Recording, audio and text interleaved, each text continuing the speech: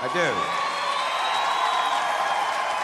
And they said, okay, well, we just want the drug dog to walk by it a couple times. And I said, fine. And the drug dog walks by a couple times, and the guy goes, well, the dog gave us a signal that there are drugs on the plane. And I'm like, no, he didn't. That dog didn't do anything. I was staring straight at him. He didn't wink, blink, oof a paw. What's his signal, a blank stare? That's all he did. Because the dog says there's drugs on the plane. I'm like, well, I said there wasn't drugs on the plane. Who are you going to believe, me or the... Fuck, never mind, you know? Now, I've got a show to go to. They spend an hour and a half going through this plane. An hour and a half, and I'm just sitting there going, oh, come on. And they get finished. Of course, there is no drugs on the plane, and I knew there wasn't. And I assume now they're going to let me go, and I'll go do my show. And I was like, well, that's fine, you know, whatever. And then they go, well, now the dog needs to sniff that bag on your shoulder. And I was like, ruh-roh.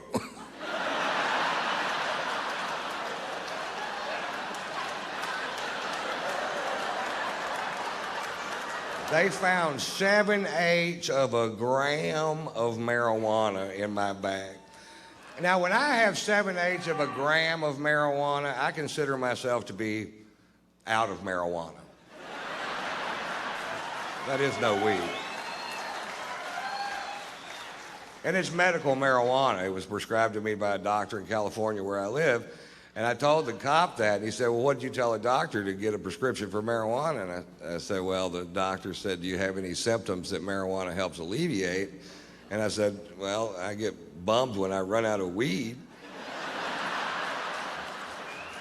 Marijuana cures that. They handcuffed me and put me in the back of a cop car and took me to jail. Now, I'm not whining about that. I broke the law. That's fine. But fuck, this is Florida. These cops drove by 3 meth labs and a dead hooker just to get there.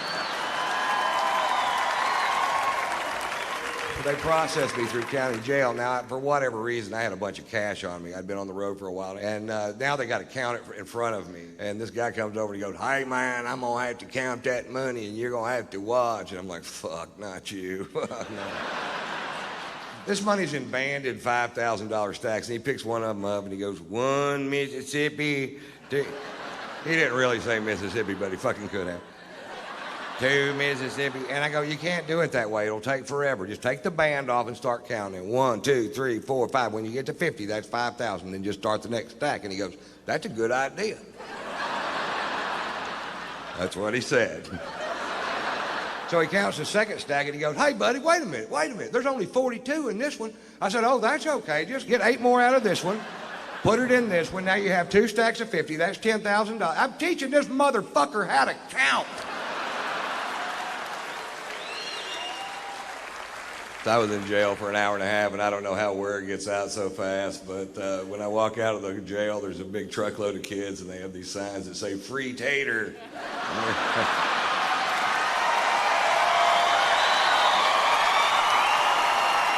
I've had the weirdest things happen lately. I just fly from LAX to Atlanta to see some lawyers and a dentist, the combination platter of wonderful days. And my plane was broken, and when my plane's broken, my friends do not give a shit. They're like, oh, poor baby. Is your plane broken? You have to take a commercial flight like every fucking buddy else. But it's not like it used to be, or either that or I'm losing touch, you know, because I'm standing in line, I got a first class ticket, and I get up to the front of the line, and there isn't anybody there. It's just a kiosk with a computer terminal, and I'm not good at computers, and I don't want to touch this thing because it's got grease and dirt, and what I can only pray to Jesus is meringue.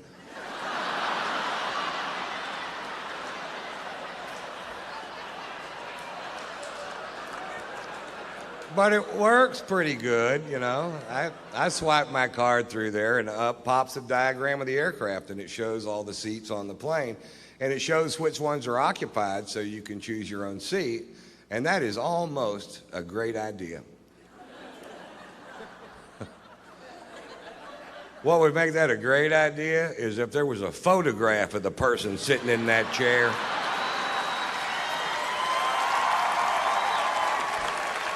With about a 5-minute bio clip telling you a little bit about them and what their breath smells like.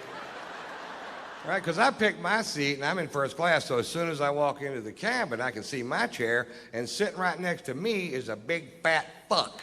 Now I know I'm heavy, but I'm not a big fat fuck. This guy was a big fat fuck, and part of him is in my chair. And I don't know if it's part of him I can sit on.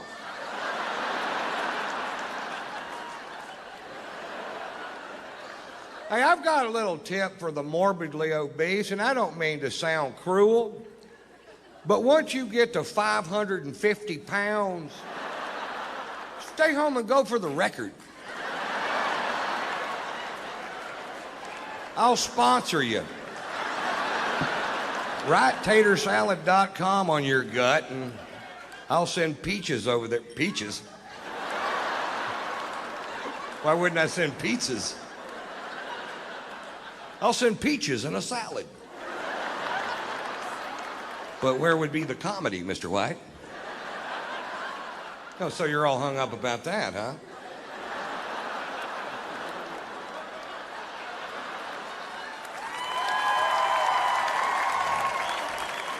Okay, I'm just going to try to do that line right, just in case we decide to do it that way.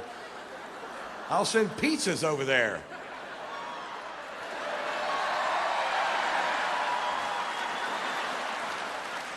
Oh, that is funny. He said pizzas. Oh, Mr. White, boy, he's rich tonight.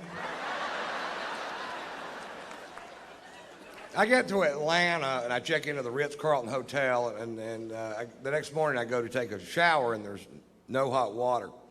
And I call the front desk, and I tell the girl at the front desk, I said, there's no hot water. And the girl at the front desk said, sometimes there's no hot water.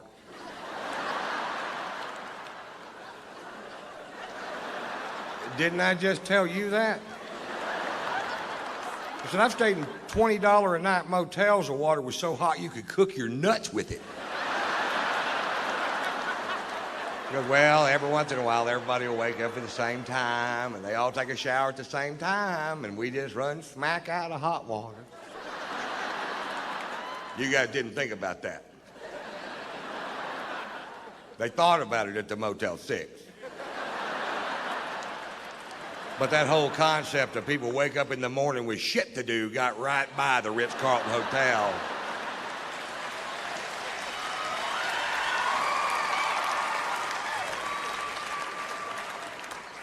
So I take a nice cold shower. And then I got to go meet with these lawyers. Now, I hate lawyers. I just can't stand them, and I hate them worse than you do, no matter how much. Have you ever seen video of that guy shooting his lawyer, and his lawyer's trying to hide behind that little tree, and he just keeps shooting? That's the funniest fucking thing I've ever seen in my goddamn life.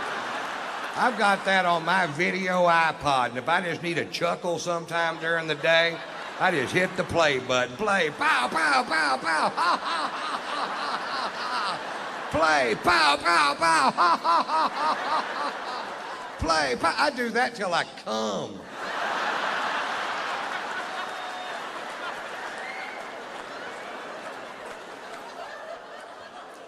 Then I got to go to the dentist. You see how my day's shaping up. Cold shower, lawyers, dentist. The trifecta of fucked up day. And I couldn't eat because of what I had to do there. So now it's 2:30 in the afternoon. Before I finish this story, will admit that I'm in a foul mood. My mouth is starting to hurt, and I haven't eaten all day, and I'm going to go eat lunch at this place called the Clubhouse. It's at Atlantic Square Mall in Buckhead, and I used to eat there all the time. I live in both cities, and I pull up. Now, all this out here used to be just regular parking, but now the whole thing is valet parking, so you can't just park your car and go get some food. You have to wait for this little prick in a little red truck to wake up. But he isn't going to wake up because he's got on headphones and mirrored sunglasses, and he's looking the other direction, watching these two girls walk down Peachtree Boulevard. And I can tell by the whole scenario that they're not going to be out of his line of sight for 20 minutes. There's nothing going to get in the way. So I'm like, fuck, do your job. And I decided, well, I'll just park the car myself. And the only space I saw was right next to his truck. and I'm going to park the car myself. And then once he sees I'm going to park the car myself, he jumps out of his truck and he gets militant. And he jumps in front of my Range Rover and he puts his hands on the hood and he goes, "Nobody parks their own car in this parking lot. I park the cars in this parking lot." Well, I rolled down my window and very politely said, "Get out of my fucking way."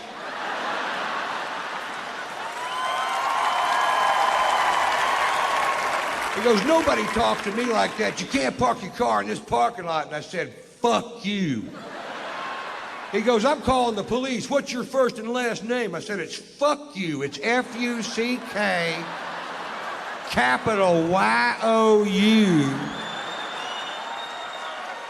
Fuck you. That's my name." He gets on his radio and calls the Dalai Lama of all parking lot attendants, who comes squealing up in his little red truck. Apparently they give them to him. He hops out of the truck like he's gonna do something. He immediately recognizes me, and you see this big "oh shit" wash over his face. He literally shoves this kid out of the way and starts apologizing. He said, "Mr. White, I am sorry." I said, "Listen, this kid's not doing his job. He's an insolent little piece of shit, and he needs to have his ass reamed." He goes, "Mr. White, he's going to have his ass reamed by me and my boss's boss." And I was like, well, I had no idea the chain of command went that deep in the parking lot.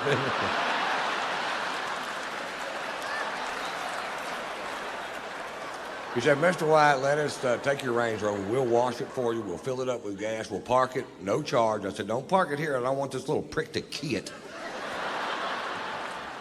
He said, "We'll park it on the other side." And I said, "Fine." So I go have a nice lunch and take more pain pills. Getting a little better mood. Just had my gums scraped, you know. So I walk outside and my Range Rover is shining like a new penny, and I hop in and I fire it up and it's full of gas, and I could have left.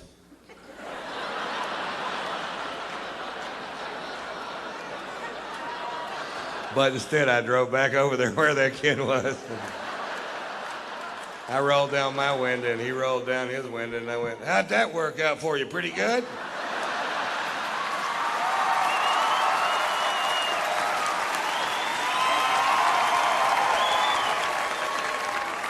And here's the moral of that story: don't fuck with me when I hadn't been drinking.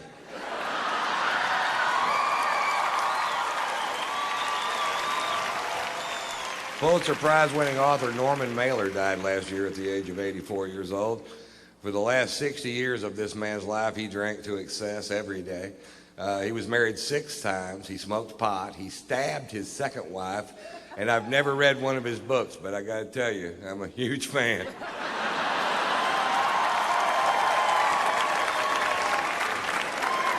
We've had a blast since we've been here, man. I tell you, we went out last night. I got so drunk. I woke up this morning and somebody had shit my pants.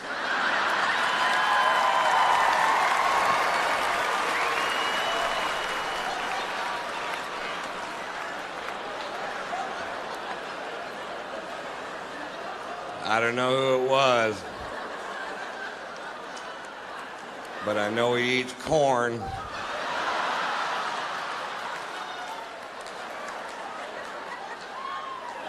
And cake. Corn cakes, I think is what it was.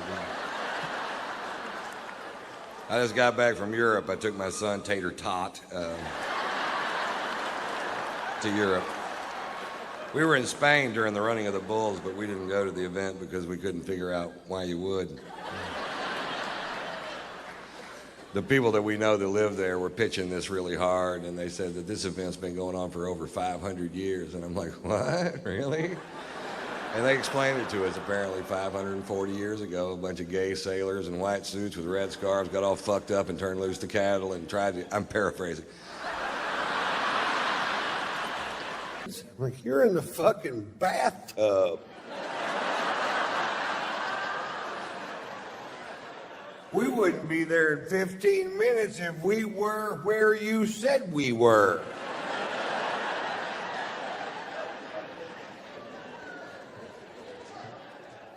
But I told her, I said, you get there at 5:30, you can fly with me. But let me tell you something, sugar tits, at 5:31, I am wheels up and I am fucking gone.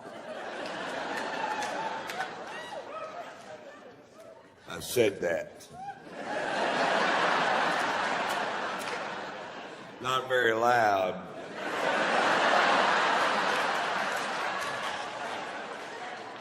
But I said it. 5:31 gets there. Is she there? No. Do I leave? No. 6:01 gets there. Is she there? No. Do I leave? No. Why? Because this dick won't suck itself. That's why. It won't. I've asked it to many, many times. In fact, the other day, I sat my dick down, I looked him straight in the eye, and I said, listen, I know I've drug you into some pretty muddy shit in the last 35 years. I need you to get past that, learn how to suck yourself so I can grow a spine and get on with my goddamn life.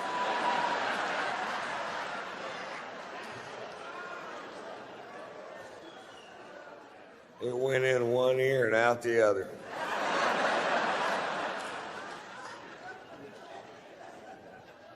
My dick has ears. It has an eye, and it has 2 ears, and a double chin. Mr. Potato Dick. The cutest thing you ever saw. I got little outfits I put on them. One of them's a raincoat. Not a condom, a raincoat. A little yellow slicker with that hat. And it looks like that fish and chips dude. It's the exact same size as the one on the box. That's just an interesting fact.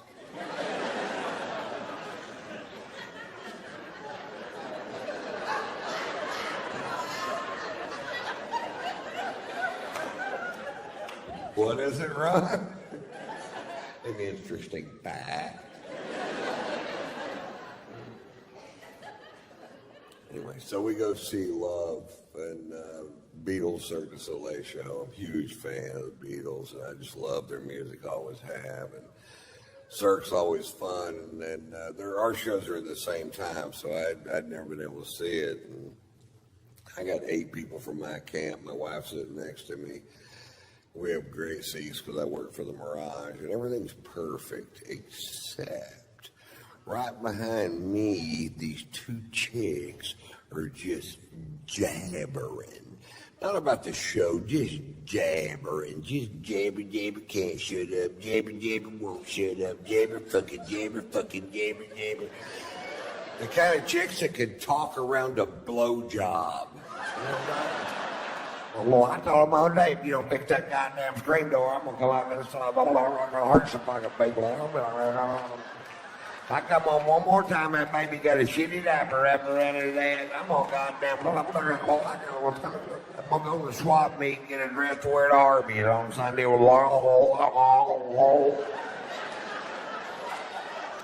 And I turned around and looked. I noticed her husbands weren't with them. I figured they're at a gun show trying to find a way out of this fucking thing.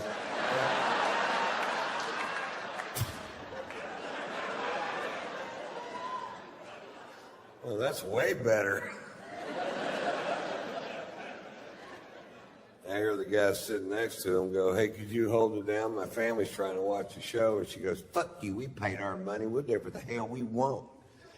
And I'm just steaming fucking pissed. They're ruining my goddamn night. I can't hear anything but that. I've been waiting for a year to fucking see this show. And I turned around and very politely,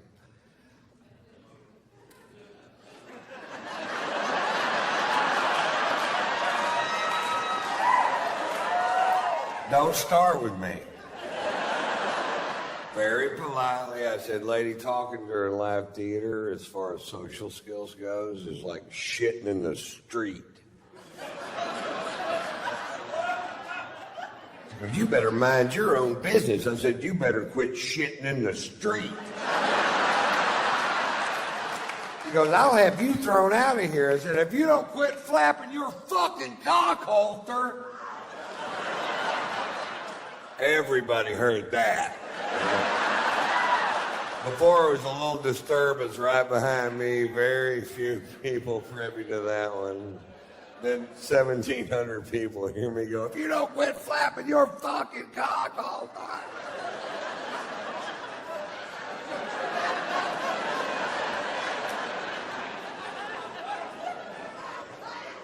This is all at a show called Love, by the way.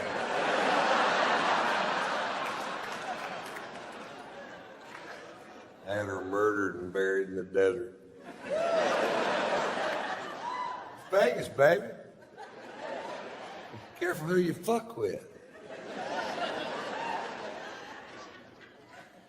And legend has it, if you go out into the desert and the moon is full and the wind dies down, you can still hear her jabbering. I'm a street shooter. I'm shitting in the street.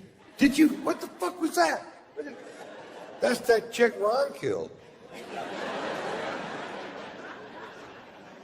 They call this Jabber Gulch.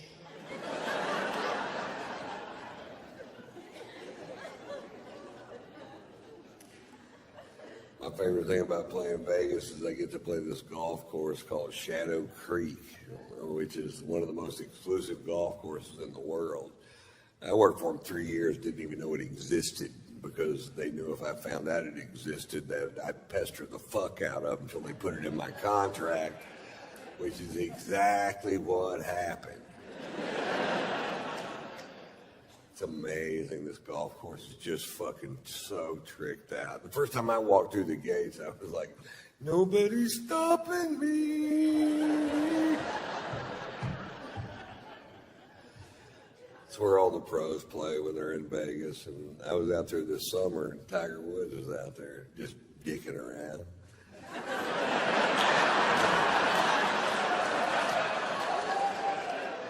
I may sign my golf glove. I got to meet the most famous person I've ever met, and I know a lot of famous people, but nobody as famous as Tiger fucking Woods. I love Tiger, man. I defended Tiger when all that stuff first came out. When I heard those initial rumors, I felt sick to my goddamn stomach for the guy, because I've never been accused of doing anything I didn't do. Not one goddamn time. I did it every single time. Not once could I go, no, that was Glenn Campbell. Hey, a lot of things smell like strippers.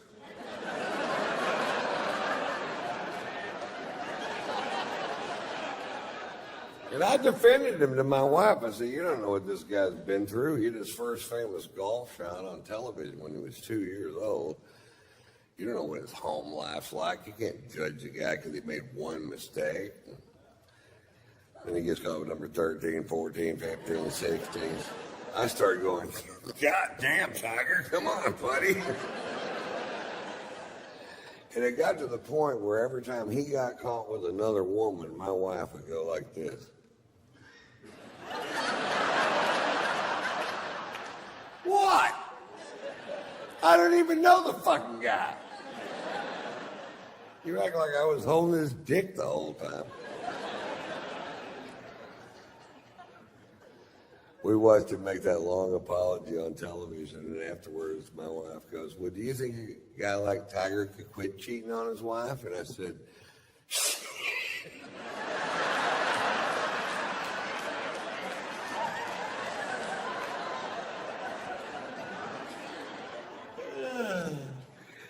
you bet. Which you know is bullshit, because you know as well as I do, if a guy likes Strange, getting him to quit wanting Strange is like getting a dog that likes to kill chickens to quit killing chickens. They don't even know what you're talking about. You got to quit killing chickens. All right? Let me see if I got this straight.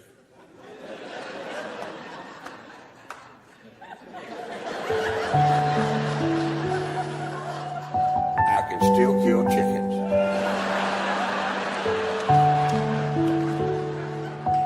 No, you can't kill chickens anymore. All right? Let's say I'm in a hotel room with the chicken.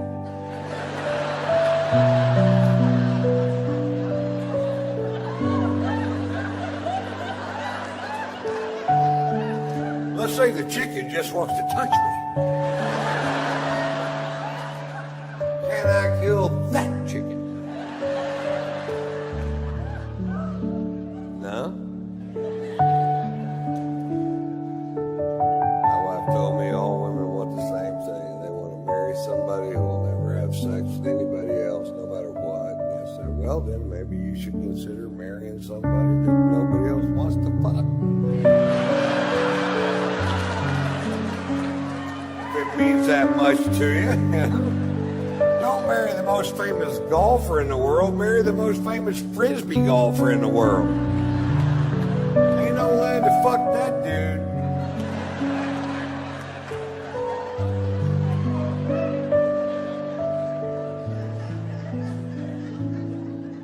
We had a chat about cheating that day, man. My wife told me, she goes, listen, Ron, let's get this straight. Sex is sex, period. I said, no, now, wait a minute. Oral sex is not the same as intercourse. She goes, it's the exact same thing. I said, it's not the same price.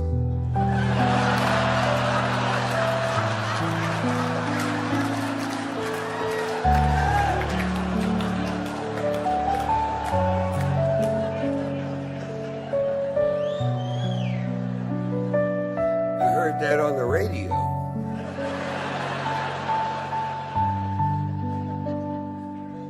It all comes down to opportunity, man. Some guys are put into a position where they have to say no to beautiful women, and that is hard to do. And some guys are never put in that position, and that's way fucking easier. I see these big 350-pound guys all the time going, I have never cheated on my wife. I'm like, I bet that was tough. Tiger doesn't get any credit for all that pussy you turned down, and that's the number you're looking for right there.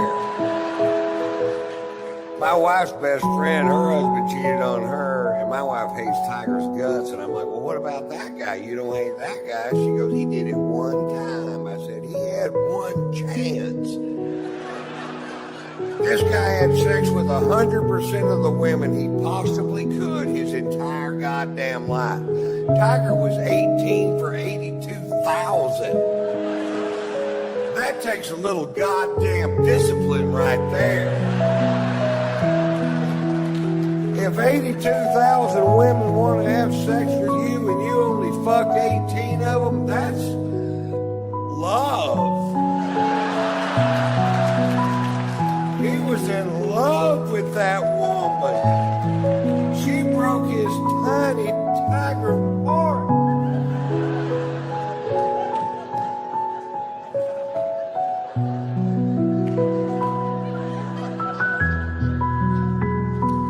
He lost all those sponsors, which never made sense to me because this poor fan business. I don't know one guy in America gave a fiddler's fuck what he did.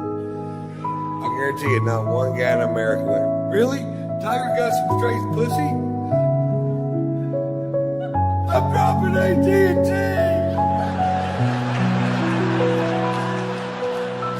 Not one guy gave a fiddler's fuck.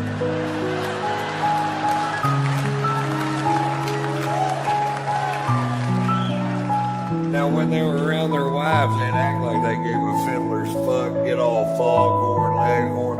Why, I can't believe a man would commit such transgressions towards his wife. I say, how's his relationship with the Lord?